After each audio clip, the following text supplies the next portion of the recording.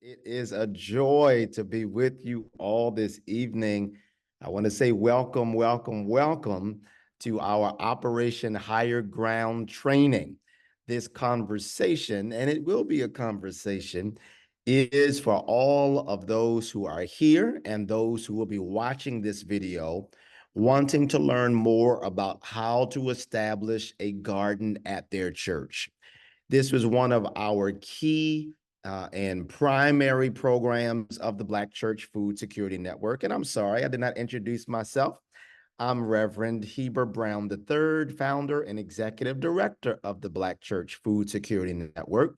The Black Church Food Security Network is a national alliance of nearly 250 member congregations across the United States and 125 Black farmers in our directory that we are just really privileged to meet with, to organize with, and to do some people pollinating. It's one of my favorite pastimes, people pollination, and connecting people who need to know each other, who can help each other, and the like.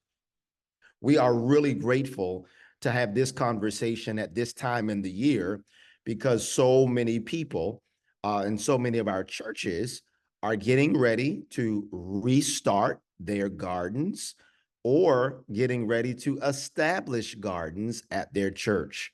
Now, what we have learned in our organization is that there is a ton of information out there with respect to how to start a garden. I mean, just Google it. You will find articles and videos everywhere. But one of the things that we appreciate is that there is the science of how to start a garden, and there is the art of how to mobilize this type of thing within the context of a congregation. And that's the sweet spot that we seek to fill as an organization. There's no shortage of information, but you also have to take into account the particulars of congregations and know how they flow, know what points in the year are really good for them to plan these types of things, what people in the church you need to be talking to, which ministries you want to connect with. And so what I want to invite you to be a part of tonight is a real conversation.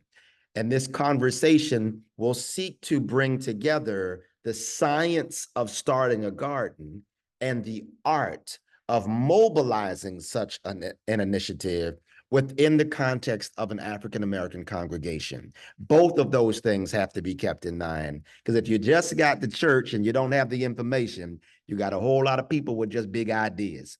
But then if you just got the science of how to do it and you don't take into account the people who need to hear and process this information within the context of their congregation, then some stuff can go way overhead or some stuff can be left behind because there's not a cultural connection and tie to who that church is at this particular time. And so I'm going to represent the church side of things, even though I'm still a returning, emerging, budding grower and farmer myself.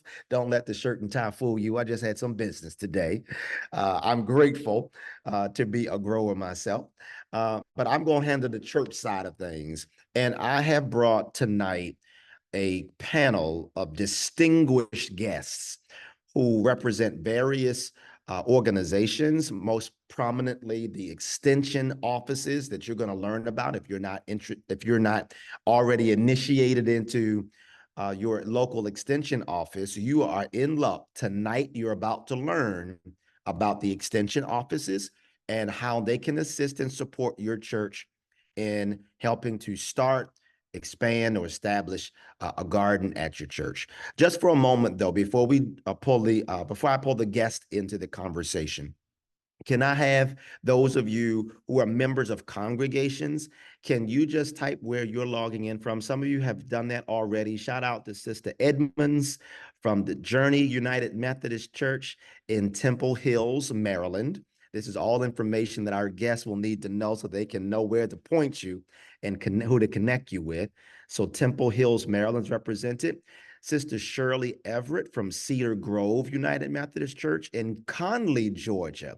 I've not heard of Conley. Sister Shirley, where's Conley? Is it, what's the nearest big city? That sounds like one of those wonderful small communities in Georgia.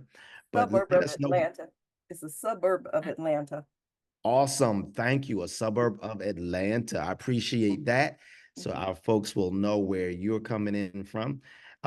Sister Dawn, you're here. Dawn is from Temple Hills, Maryland as well. So another Maryland is logging in. Anybody else? Where are you? All right. Lisa Caldwell says St. Philip's African Methodist Episcopal Zion Church. Come on now in Greensboro, North Carolina. Thank you for being here. Appreciate your presence tonight. And Sister Pat Lee from Cedar Grove United Methodist Church in Conley, Georgia as well. Good, good, good. Let me see. Be more in the house. Come on, Darius Alexander. Welcome. Appreciate you being here. Be more is here. Amen. All right. So good. And any others? Jamal Alexander from Zion Deliverance Center in Baltimore. Thank you for being here. That was for our guests to really see where we're talking about Georgia, Maryland, and Greensboro, North Carolina. But of course, we have folks who will be logging on and watching this after the live stream from all over. So don't feel restrained in terms of our guests and sharing the information. And so with that, y'all, allow me to spotlight, and Brahim's going to help us to spotlight our guest tonight, our special guests who are providing information. And again, this will be more conversation style. Now, they do a number of workshops and they'll talk about those and classes and the like.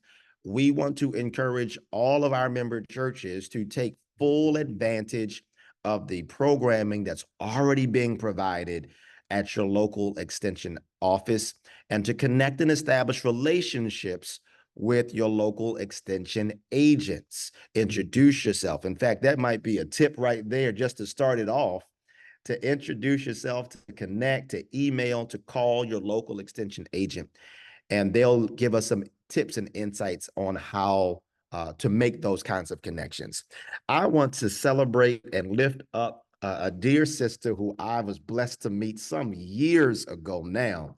And we are still in connection, and she is still doing a wonderful job here in Maryland. I want to welcome to the virtual stage and platform Neeth Grace Little.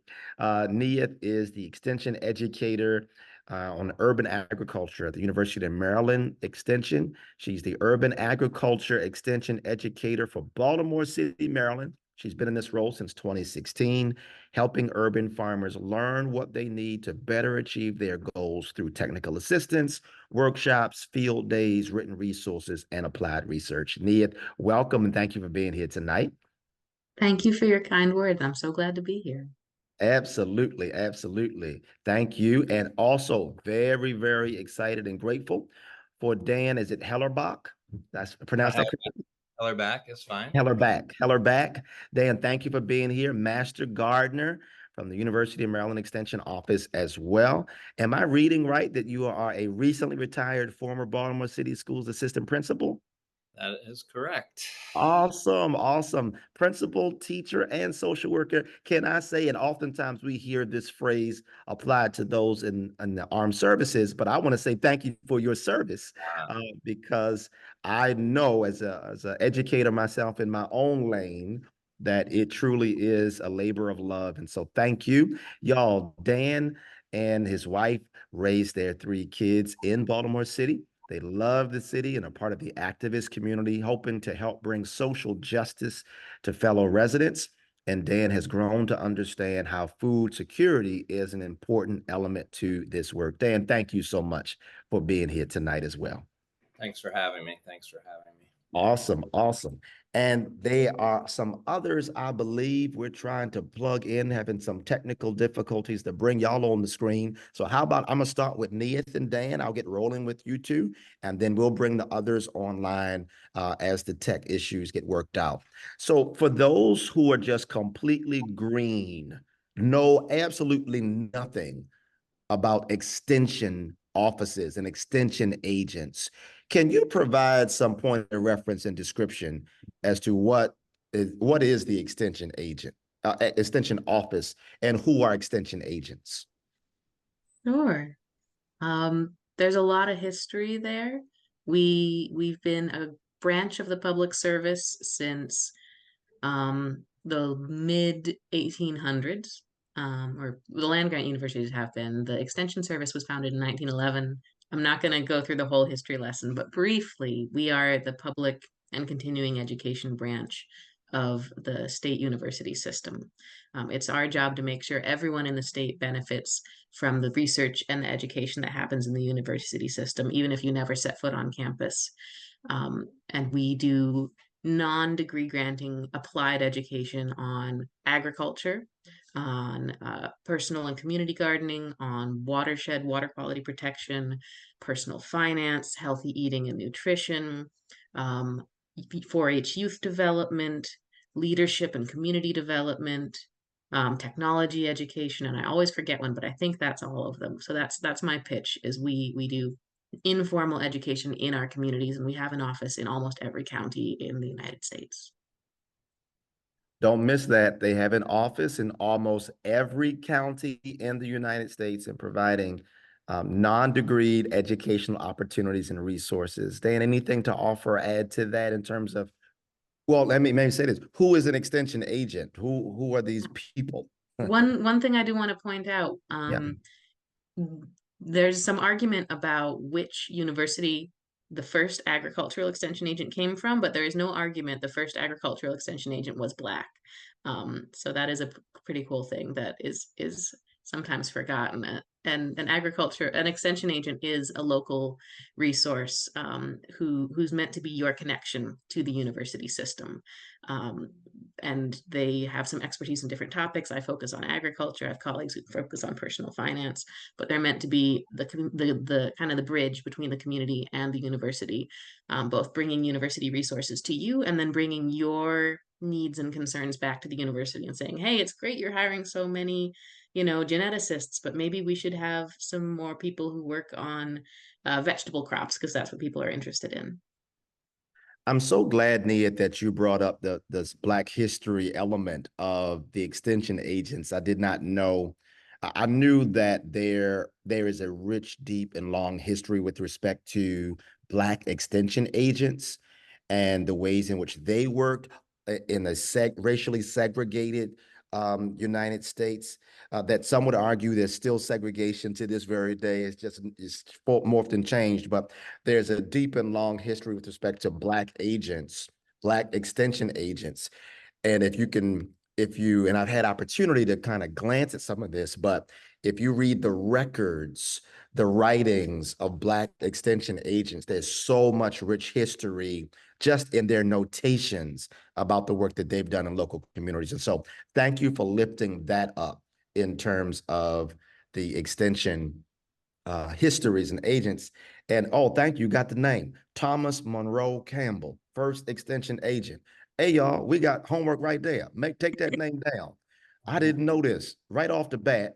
And you saying, Nia, that this is the first extension agent was African-American. Yes, I believe there was another gentleman, a contemporary in Virginia, who sometimes they argue was the first, but he was also an African-American Black man. And I don't have his name on the tip of my tongue, but both of them Black. You said both of them Black. First two. I'm not sure which one. There's some argument which one. No matter which one who it is, the first two were Black. What a blessing. Oh my goodness. All right, y'all. So we got to get that history, and thank you for that link there.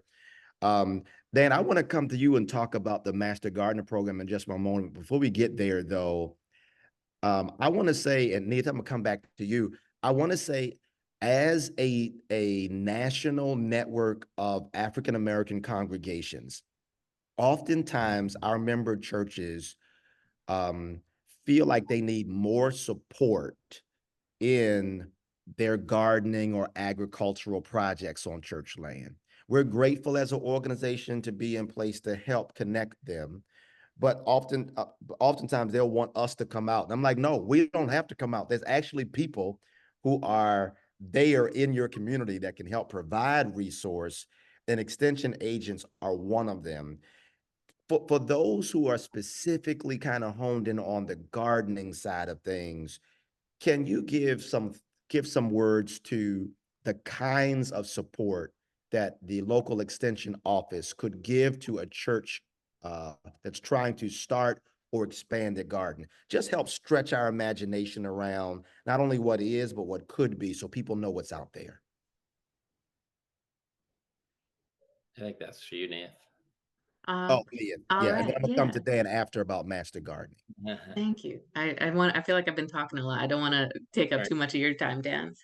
But so there are several, we're here to talk about gardening, but one of the things I want to always emphasize is that we do have extension programs on a wide variety of topics. And, you might come to us to ask a garden question, and then you talk to maybe Demetrio, who's our new master gardener coordinator in the office next to me. And then you might come to me and talk about like, what are the business implications of starting up a farmer's market on your church property. And then you might talk to my next door neighbor in the next office, Farzana, about how do I get a nutrition and healthy eating program for my youth.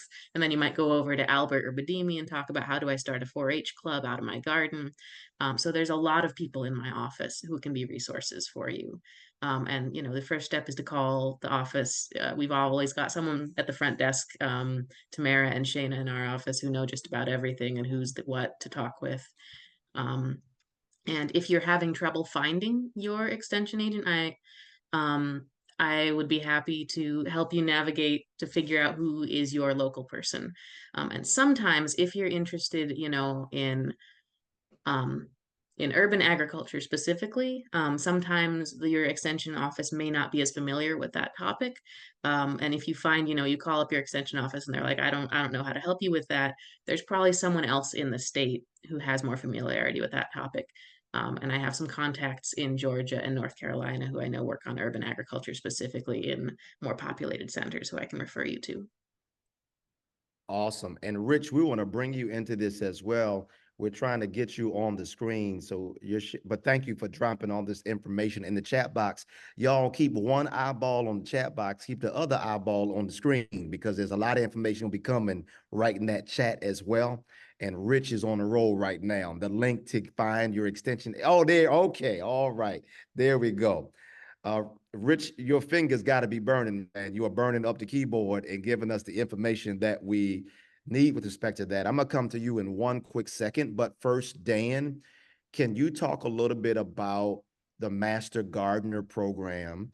Um, and you went through that program, and there might be some who are watching this now or in the future who will have some curiosity about, potentially doing that for themselves. Can you describe that program and what it was like to go through the Master Gardener program? Sure. Yeah. So it's one of the great benefits of having extension service is that they're on a yearly basis. They're training and certifying a number of county city residents by educating us about things like plant pathology and invasive plants and botany and a lot of things that I, as an avid gardener, but had to kind of pull back some memory of things that I learned way back in high school and hadn't really integrated, but started to understand why those things were important to know to help provide a better foundation for me to help others kind of understand the importance of gardening in the right way, in a way that's successful for you. And so the master gardeners who become certified are kind of a resource, should be a resource to other people in the community. And so, and I liked how Neith said, pointed out that part of the mission of the extension service is to get information from the community about what they need, right? Because every community, Baltimore is very different from Greensboro, North Carolina, and very different from Baltimore County, which is our neighbor. But we have different needs and different resources. But master gardeners then have several ways that they can kind of help in the community. There are Ask a Master Gardener tables, resource tables with manned by womaned by master gardeners to farmers markets and other events, so people can come and just ask questions right on the spot, or find out where they can get more resources. And let me say, the extension service, like Rich is posting, has incredible online presence, and blogging, and places where people are talking about gardening or can ask questions and find out information. And then we're all required to do at least 20 hours. Some of that is for our own education, but there's also things. I volunteered at a farm, Spliss Meadows, which is a community farm in Baltimore City, and try to be just kind of not necessarily tell folks what it is that they need to do, but to be there if they have questions, and to just provide as much service as we can to people who are trying to do this work. And I can't say enough about. I know that you have made a big commitment to this, Pastor Brown, Reverend Brown, and I think that's so. It's such a blessing for this community, and not just Baltimore City, but all the people that you're going to affect in this work. So I'm you know I'm hoping in the big picture to connect with more master gardeners. I have a class of about 25 people that'll be certified with me this year, and there are many of them that I would hope could join this mission as well.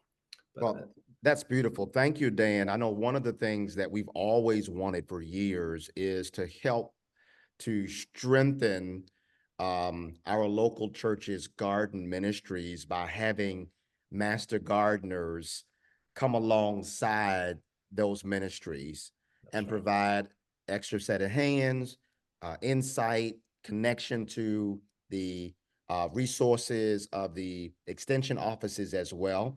So I just want to speak that in the air on behalf of all my cousins and all the congregations that we're blessed to serve, that we need every master gardener that you can find so that we can partner them with these church garden ministries. Then there's a little bit of work, and I appreciate, Dan, what you shared about, and I want to open up to everybody. And Nadia, we want to bring you up. I know you have a commitment, so we want to get you on the screen too to share about your program. One of the things that I see as a potential an area of collaboration and shared learning is, again, looking at the science of what it is that extension agents do, and then looking at the art and the character of the personality of our congregations. And so, for instance, Dan, you talked in your introduction is a little bit about your recognition of the aspects of justice that go along with gardening, food security, and how all of that plays out. And that resonates deeply in the context of our cultural identity. That seasoning of justice being on top of all this gardening and farming stuff is very important.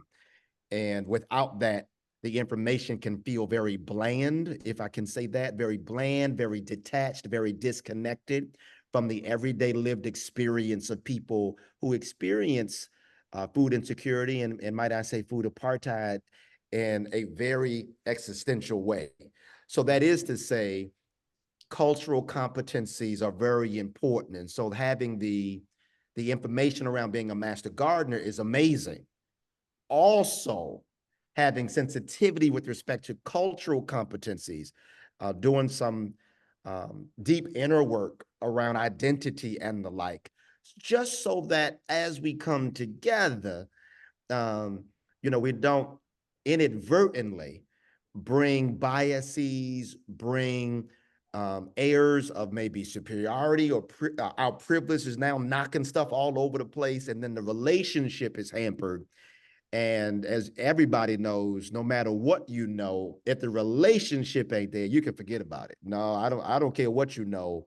I don't feel good about me, or I don't feel right with you because those things are not in place. And so that's my that's not that's my general read about the extension offices overall, that it can be hit or miss depending on what agent you're talking to and what office you're connecting with.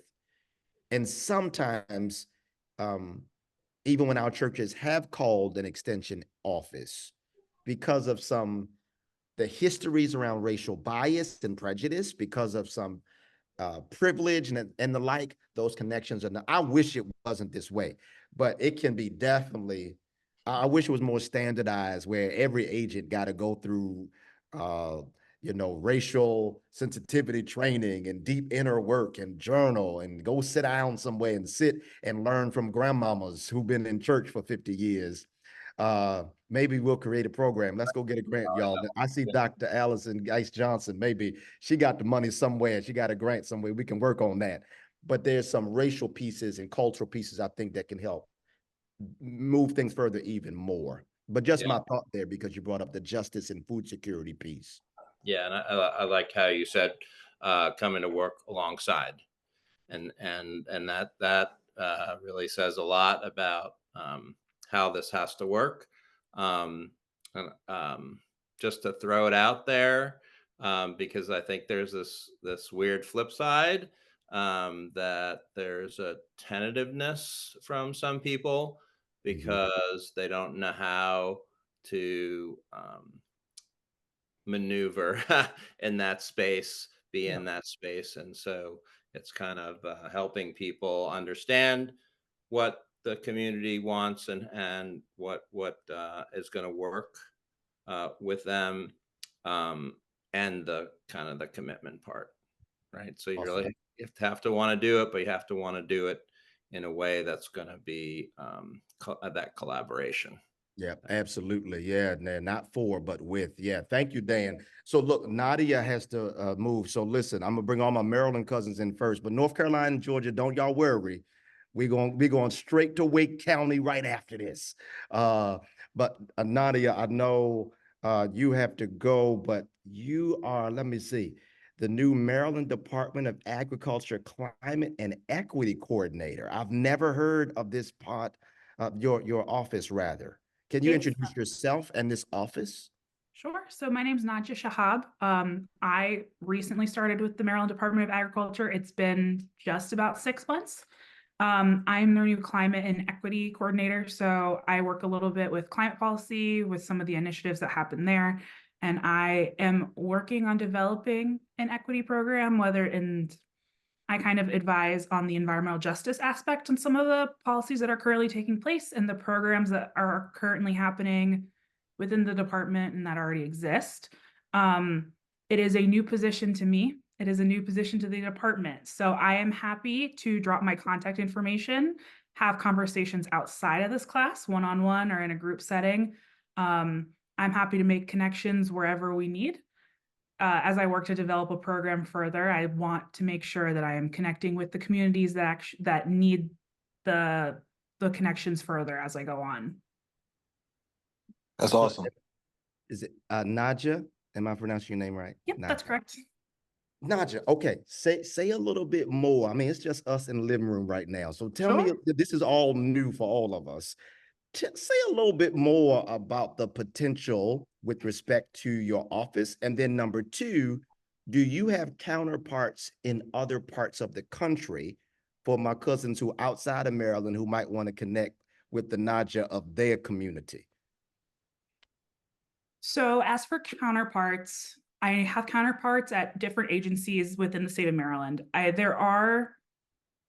not sure if there are exact counterparts for me, but other states such as North Carolina, South Carolina, they do have environmental justice aligned interests. The terminology is different depending on what state government you're speaking to. So I might call it environmental justice or equity. They might not be so approachable to that name. It's just kind of how to play the game. And as for my program, like I said, it's new. There's so much potential for it. My background is in I did my thesis in undergrad and grad school on indigenous food systems. I grew up on a farm during my free summers in the Middle East. So for me, it's food security is a big thing. Having that connection to your food that you grow and eat is something that I grew up with, and I think that everyone should experience. I grew up for the most part here in Maryland. So for me, I've been all over Baltimore. I've been to different parts of Maryland. I think when we talk about environmental justice for our food systems here, we do have communities that are disproportionately affected and don't have access to food, or they're just disconnected from how we grow our food. And I think I would like to approach those first and have those conversations with the people that are actually in those communities, so that it's not just a government agency telling them what they need, it's them telling us how we can help them. This is so good. So it feels like there's some space in some areas anyway in your office for co-creation around how this thing can take shape. Absolutely. Oh, I love it. Okay, look, I'm your favorite cousin on your mom and them side. So let's have meetings real soon about what this can look like. And there's all these congregations we're going to connect you with. Now, Absolutely. you mentioned South Carolina. I know I got South Carolina connections here. You mentioned other states. So even maybe as a part of this, as we continue to have dialogue, we can identify the person in other states who might not even have your same exact title, but the mission, the Absolutely. purpose is similar, because I can see this taking off through our network in a very powerful way. And I do apologize. I do have to drop off soon. I have to work with my thesis advisor to hopefully publish my paper. I will drop my contact information in the chat, and anyone who'd like to reach out, feel free. I try to respond as soon as possible. Sometimes emails get buried in my inbox. Sure. No problem. Yeah, the website and contact information be great. Blessings on your studies, and pray that all goes well with that. And thank you for coming on and spending a few moments to talk with us tonight. Yeah, of course. Thank you for having me. Have a good rest of the night. Thank you, Nadja. You as well. Oh, I hope y'all taking notes, y'all. I hope you're taking notes. Thank you. Thank you. Now we got to bring, all right, North Carolina, we hear you. We hear you. North Carolina, come on in the room. Rich, thank you so very much for being here. And thank you. Your enthusiasm is palpable even through your chat comments. So I really appreciate you being here tonight. You've heard Neith and Dan speak a little bit about the extension offices and extension agents. You being in Wake County, North Carolina, are there any particulars specific to your area that you would like to build on that might be points of distinction between your office and other extension agent offices? Yeah, sure. Thank you again. Thanks for inviting me and having me talk a little bit about what we do. Wake County is located in the kind of center part of the state of North Carolina, in the Piedmont region. Raleigh is our kind of the capital and where we're kind of focused out of. As master gardeners, we are volunteers, so our services are free, and generally across the whole country, master gardeners are free services as well as extension agents. But we're how I describe it, an extension of the extension agents. Agents can only go so far in many locations. As master gardeners, we provide additional information to help those extension agents reach out to the community. And our purpose is to try to get information from the universities, and mostly the agriculture universities or land grant universities, or HBCU universities, out to the field. And so you're going to hear from us master gardeners and extension agents, not the way Aunt Betty grows tomatoes, but a real way that scientifically and educationally we grow things. Our purpose as master gardeners is to provide that information to the field. And me specifically in Wake County, I'm one of 193 master gardeners that we have here. My focus is community gardens. And I'm driven by the fact that community gardens can help solve food insecurity problems and equality issues across our entire country. But I'm focused here in Wake County. I'm more than willing to provide information to other parts of the country, but realize that my information is focused on what we grow here in North Carolina and when we grow it. And so we're providing information about horticulture topics, and we have created what we loosely call a community garden network. And that community garden network ties community gardens, whether it's church gardens, whether it's public school gardens, whether it's government-based gardens that are on government property, whether city or county. We tie these networks together and share that information. So we have a monthly call that talks about, what's going on in our community gardens, and we cover topics like, where can you get grants and funding? How do you keep volunteers? How do you organize and establish a garden if you're starting from scratch? We've got some great resources. I posted Lucy Bradley's book about common greens and collard grounds and collard greens and common grounds, which is a book basically on how to establish community gardens from scratch. But we are willing to provide that kind of information on a consulting basis. Many of us work in the garden. We like to get our hands dirty. So I volunteer at 2 or 3 different community gardens and help run one of them. But we do tours of other gardens to share knowledge and information, how we build things, how we design things, what we do. But it's a lot of us share the same challenges. How do you get enough volunteers to run your garden? Where do you get money from? All these things are things that we address as a community garden network and as master gardeners. And some of these things are not also, North Carolina. Some of them are North Carolina specific, but other things like USDA grants, AARP grants, business grants, those things can be nationwide. So it doesn't depend on a region. And, that information, if you can't get it locally from your extension agent or your local master gardeners, I'm more than willing to share it personally as part of our, community garden network if people are interested. But it's amazing and wonderful to see some of these community gardens and how they can have an impact in our communities.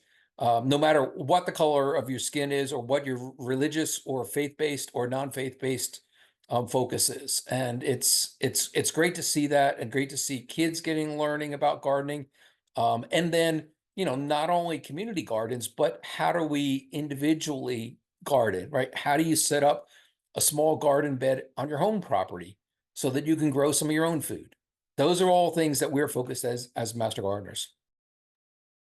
That is so rich. And I hope y'all are grabbing all this stuff, whether you're in North Carolina or not. I just took note of this book, Collard Greens and Common Ground.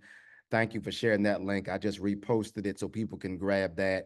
And then, Dan, thank you so much for the website on starting a garden, growit.umd.edu. I love, Rich, I love what you said about there are some things that are particular and specific to where you're located. I'd like to talk about that in one moment, but there's other things that across the board. I mean, if you're doing gardening, volunteerism, and how you're going to get people to help, that's always going to, no matter what zone, what growing zone you're in, that's a human issue. You're going to need that.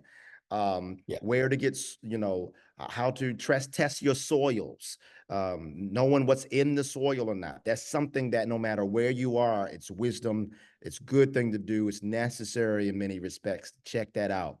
So those things are very important. I would say for our churches, before I kind of dive more into some of the particulars that Dan made me think about tonight with respect to what to grow and when, I'm gonna come to that in just one second. A lot of our member churches and churches that want to do gardens, I think they make the mistake of going outside too soon, if I could say that. You go outside too soon. I think there's work that has to be done internal to the congregation to even prepare the church to not just start a garden, but sustain it. I can't tell you how many garden launches I've attended that in short order, the garden is inactive because the congregation did not take the time to really cultivate the soil of the members first, to get buy-in and partnership from the beginning. And I'll just say this too, like many other things in many different churches and organizations, Sometimes people who are so passionate about gardening aren't so passionate about people, and the garden becomes their own zone to do their thing. And if anybody else tries to come around, they pop their hands and push them away. That's a sure sign of a garden that's about to die. Because suffocating a garden in that way is not a pathway to a robust, vibrant, and abundant experience that's going to be helpful to the church and the community. And so And that's one of the things that the Collard Greens and Common Grounds book, and there's some other really good resources that are out there. But before you put the first shovel in the ground, build your organization, understand your structure, understand some of your policies. Are you going to be an organic garden? How are you going to get volunteers? Where are you going to get funding from? Who makes decisions about what to grow and where to grow? If you don't do those things before you start, you're absolutely right, Reverend Brown. It's going to cause problems later down the road. And that's what we promote, doing all of this organizational things. And it's sometimes not what people want to do, because we're gardeners. We want to grow things. We don't want to do organization. So, but it's so important for the success of this type of organization, as in any organization, to have a kind of a structure like that and to have some of those policies in place. And then it makes decisions later on much easier. So that's what almost all of our resources and what our policies are, is recommend do these types of things up front before you get that shovel in the ground, and then you're set. Then you should be ready to grow. And then it's just learning to know, if you don't know already, what to grow, when, what things grow, what cultural things you want. We have a number of gardens that are Hispanic in direction in their community. We are growing more Hispanic related foods. So it really will vary about what your community. Yeah. That's such a great point. Sometimes I'll go to sometimes I've seen gardens that grow things just because it sounds nice or it sounds like something really great. Oh, we're growing kohlrabi, but nobody in that church eat no kohlrabi. I can't even spell kohlrabi. We should go, give some collard greens and sweet potatoes, please. And so I think sometimes we get so excited, we want to just grow all the things. But having, like you said, Rich, having conversations before you get outside. What do we want to eat? Let's make this real practical. What do we want to eat? What do we want to grow? And then I want to lean into this now, Rich. When do we what can grow here and when do we grow it? So can y'all talk a little bit about how to find out what to grow and when, and why it matters to know your zone and that kind of thing? How do you even get that information? Can you speak a little bit about that? Right. Well, and that's really so much where Extension and Master Gardeners come in, is because we have that knowledge. In North Carolina, here in central North Carolina, we have a thing we call the Common Crop Chart, which is a two-sided sheet which shows what things grow in the wintertime and spring and fall, and what things grow in the summertime. And those things are listed, and we have a detailed listing of how big they grow, whether you should do it with seeds or transplants, what varieties do well in this part of North Carolina. And frankly, almost every extension and every master gardener organization around the country have those types of things, right? That's what we were focused on, that kind of information out, to get that out to the community.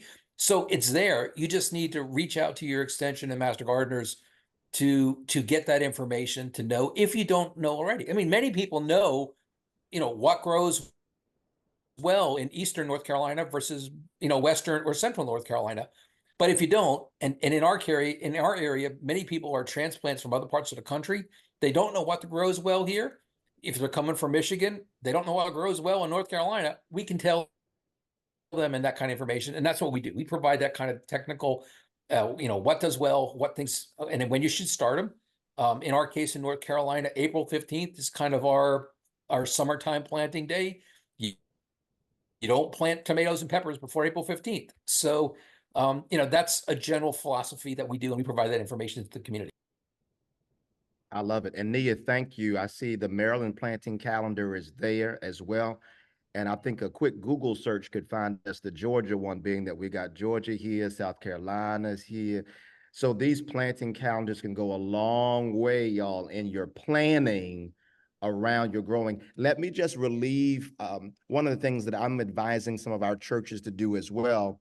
Some of our churches feel the pressure to grow all year long.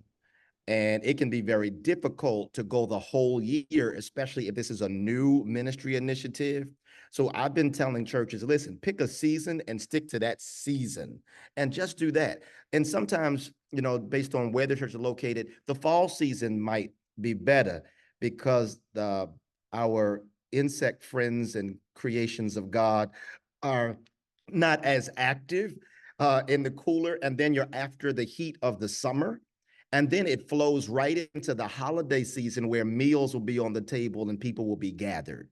So maybe just a fall garden, you know, is good. Maybe in the spring and summer, it's a flower garden. Maybe it's a pollinator garden. Maybe it's a, you know, something else that doesn't require the same level of people out there in the field. But these types of conversation, this type of planning will go a long way. But I'll just say this, just don't feel like you got to do everything right out the gate.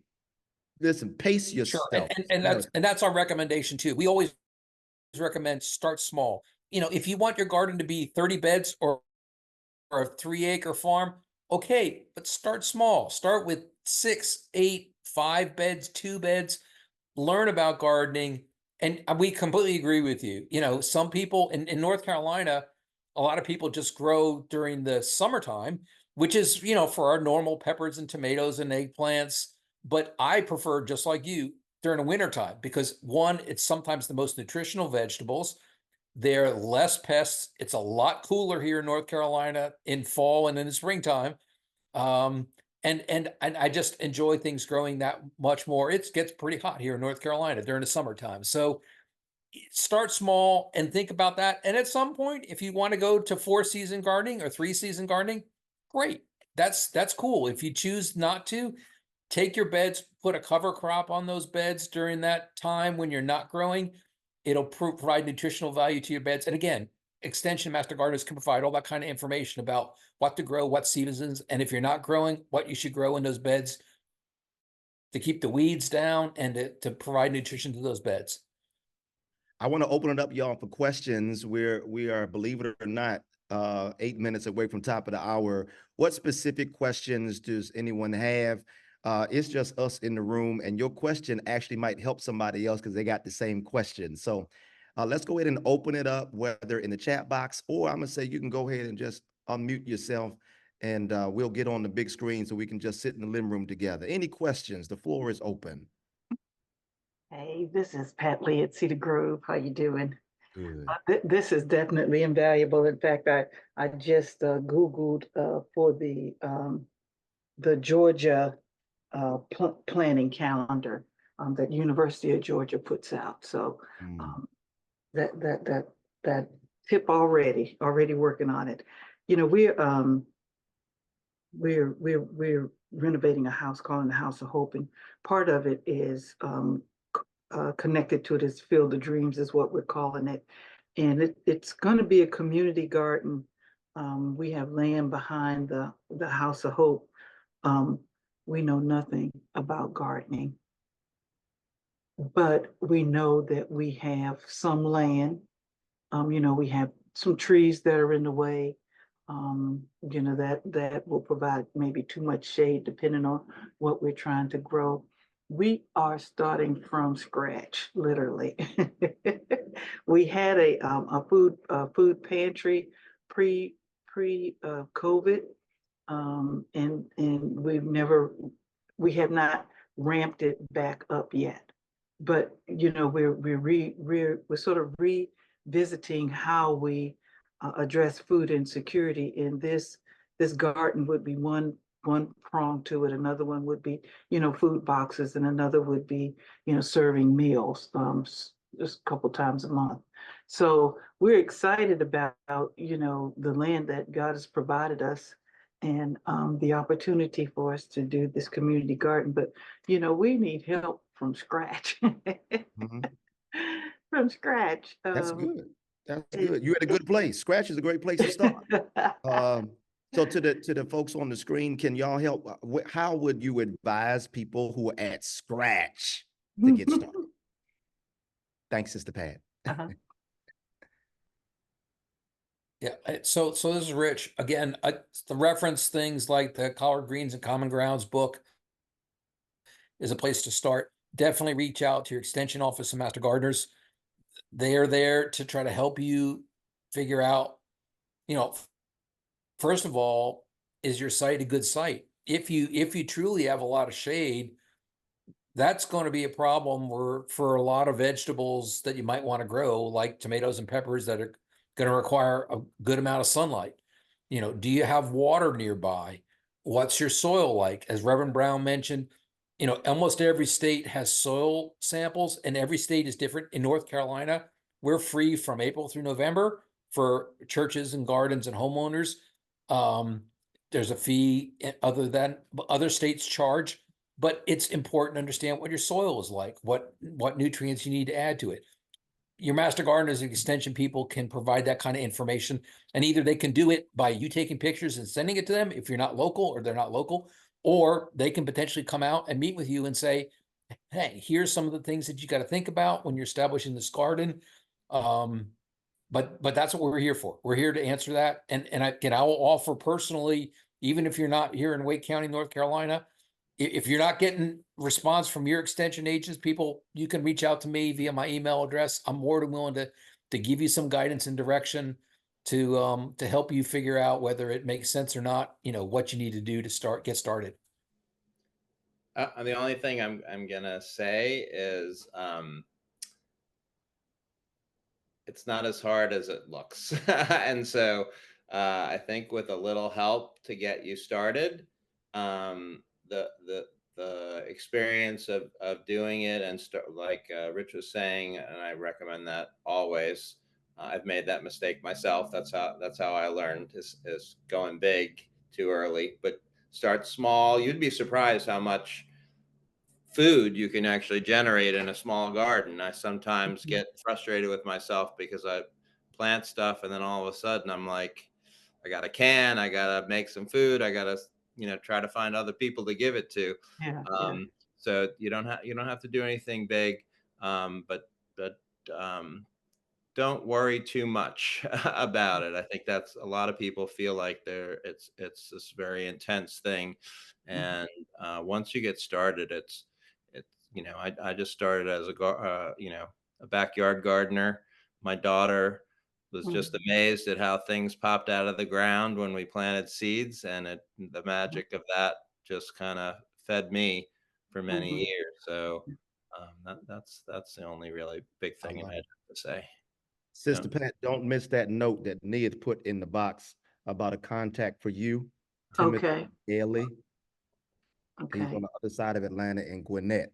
Oh, I see it. Okay. Yeah, so Did want to grab that. take to heart what Reverend Brown said about not every extension office being as welcoming as I would like them to be. I certainly have had, even being a white person, have had the experience of having some of my colleagues say some things where I'm like, did that really come out of your mouth? So I know it is real.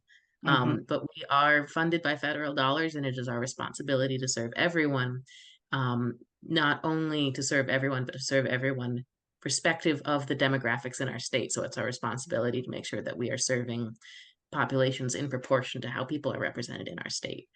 So if you do have a bad experience, there are pathways for reporting that to the USDA. And if it's just as vague as someone not responding to you or thinking that you're not their responsibility, if you keep trying around, or if you work through someone in another office like me who can help you find someone, there's usually someone who in the system who is more welcoming and more familiar with the kinds of issues you have questions about. So I wanted to recommend Mr. Daly because I know he's come to some of our urban agriculture meetings, and he's particularly interested in serving people. Okay. That's awesome. I appreciate that. We got basic questions. What do you do about the deer? Yeah, If we do get something to grow. yeah. Yeah. Hey, sister, thank you, Thank Nia, and thank you, Rich and Thank Dan, for you. offering up. This feel like office hours. Okay, what else we got? Now, Sister Edmonds, your Nia, thank you for that link. You see that link, Sister Edmonds? All right, so get that link. I will if you email me or my staff, we'll check for our member churches closer to you as well. So we'll find some places, and I think it's a great idea for y'all's church to do a little tour of what's already going on in your community so that y'all can be a complement and not necessarily just duplicate unnecessarily, especially. So thank you for your comment. That's really, really good. So we'll check our church gardens, and Neath has provided another link as well with respect to Eco City Farms, who we know them as well. Great, great organization too. Any other questions before we end this week? Now, we'll be back next week. We're going to do this again, y'all. We're just giving the information and resources, but so much has been given. I hope that the settings have been set so you can save the chat box. I hope y'all try to save the chat. See if you could do that. If not, we'll compile the list of the links in the text and send them out. And there are a number of others. Farming While Black by Leah Penniman is a book that I would offer up. Great text as well. Dr. Monica White's Freedom Farmers. So let me say this. For some congregations, the first step might be to have a study group and to read together and slow down and process information and even unpack feelings around farming and gardening.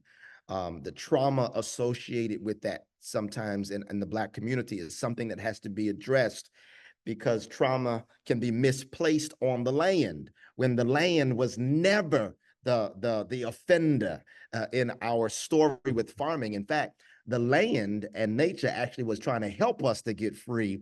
And there's so many stories of that, where those who were running from enslavement, running for freedom, because of their relationship with the water or the moss on which side of the tree or the constellation and the stars, the land was a companion in the journey. Don't get this Baptist preacher preaching now, and I preach tonight, but I'm just saying, when you create circles to unpack some of that, so that when you hear stuff like, oh man, I ain't trying to be out there, I ain't no slave, I ain't trying to work me like a Hebrew slave, all that kind of stuff, we got to unpack that, because the land didn't do it. The land didn't do it. The land was helping. All right, good. Any final, maybe there's one more before we close out tonight. We got all these agents to ourselves. We got the entire federal government sitting here in multiple states. Anybody else? Anybody?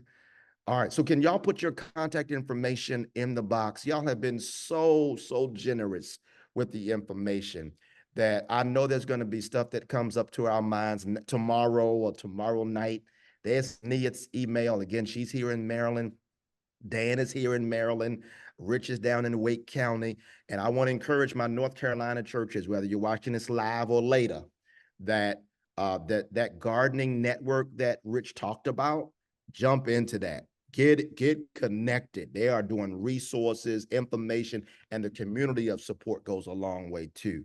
So definitely want to encourage y'all along those lines. There's their contact information coming in. Awesome. Perfect. There's Neath, and Dan and Rich are typing theirs. I hope this has been helpful, y'all. We can't do the full, all that. Sometimes we don't need to do all that. We're just trying to get started because, like Sister Pat said, we at scratch. What's the next step after scratch? And so next week, y'all, we're going to go scratch +1. Amen. So we're going to help take another step. I really want to spend time talking about how do you fund this? Where's the money come from? How do you pull that together? Because all the ideas are great, and I'm an ideas person. But what I learned a long time ago is that ideas cost money. Amen, somebody. So how do you start and sustain financially this, particularly in a church community? There's some stuff that we've seen over the years that can be helpful. And like these agents have said, the grants and funding opportunities are everywhere. And similar to gardening, or similar to starting a farm, you ain't got to start with the big. The first grant I ever got for this work was $250. And I ran around the congregation telling everybody, y'all, we got $250, and just celebrated that. And now we got multi-year grants for 6 figures to help support this work. But if I had not gone to, it reminds me of Zechariah 4:10, despise not the days of small beginnings. Mhm. Maybe 250 is all you need because that's all you can handle right now. Let's talk about the 250 grants, $100 grants, and then grow and build from there. So we'll do more of that next week, y'all, and some other stuff as well, but we're prayerful that this has been helpful. There's Dan's information, and Dan's so passionate, it make you want to move to Wake County just to be a part of his network. I love the heart. I love the passion, Dan. Keep it up. And thank you. I'm sorry, Rich is so passionate. Thank you, Dan, as well, for your commitment to sharing the ways in which this work has been transformative for you. And Neith, I'm gonna call you Google in a minute. You're just dropping names, numbers, and links to everybody. So we thank all of you and Naja as well, who had to leave early, for sharing this information. Grow and build indeed. Absolutely. Let's just start. Listen, y'all, you're not gonna break the earth. You're not gonna break it. Plant that seed. Yeah. Learn through doing. That's one of the ways I learned. I learned by doing. So let's do. And let's create the support that we need with each other to keep on. Next week, same time, same place, 7 p.m. Eastern, 6 p.m. Central. I'm here. Actually, I had to do that because I'm at Wheeler Avenue Baptist Church tonight in Houston, Texas. We're doing a Black farmers market with them next month. We just walked their grounds. This place so big, they got their own zip code, I think. Oh And my so gosh. now I'm about to go back and walk around with them to do this market here in Houston. And y'all keep us in prayer to do this work. But next week, same time, same place. Spread the word, y'all. We're going to have more office hours and learn from each other as well. Neith, Rich, Dan, thank y'all so very much for this opportunity and for all who've joined tonight. God bless you, and we'll see you next week, same time, same place. Have a good evening.